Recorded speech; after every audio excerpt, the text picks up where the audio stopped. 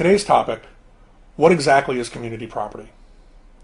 There are a number of states, including Nevada, that are called community property states. So what is community property? Simply put, in a divorce or separation, community property is all of your assets and debts that you acquired during the marriage, or that have increased in value during the marriage. Now, when we say property, we're not just talking about a house, although that's typically the largest asset a couple has. Property is also cars, boats, trains, planes, automobiles. It's stocks and bonds and pension plans and IRAs and 401ks, military retirement benefits. It's your household furniture and your dogs.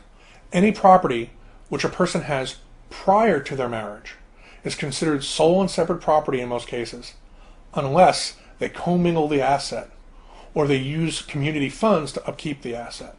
For example, let's say you own a home.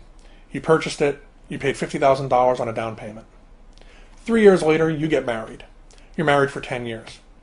Your spouse works. You have a joint bank account that all of your money goes to, including your spouse's paycheck. And you take out a second mortgage 5 years into the marriage to make home improvements, and your spouse is listed on the second mortgage. Even if your spouse is not on the deed for your home, it's likely that in a divorce or settlement, you're going to have some community property issues regarding that house, because you've commingled your funds in a joint bank account, and you've used your spouse's credit with the second mortgage to make repairs and upkeep on the property.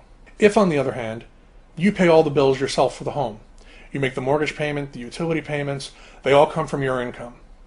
Your wife or your husband does not work, they stay at home. Or they do work, but they keep their money separate in a separate bank account. And none of that money is used to keep your house up. In such a case, it's likely that you're going to be able to keep the home.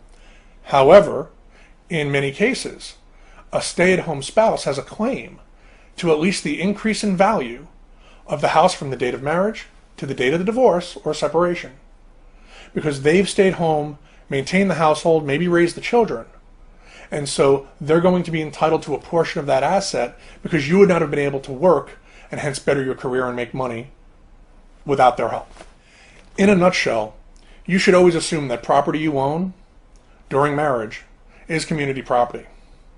The only sure way to avoid such a problem is to not commingle assets, not use joint funds for upkeep of the assets, and preferably have a validly executed prenuptial or postnuptial agreement.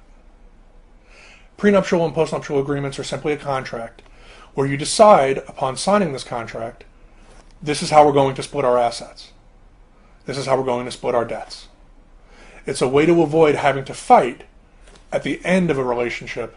You get to make all these decisions while you still get along. Either way, you should consult with a licensed attorney in your state, as family law issues vary widely from state to state. I'm John Cereso with the Nevada Law Group. If you have questions or would like to comment on this topic, feel free to visit our website, www.nevadalawgroup.com. This has been The Legal Minute.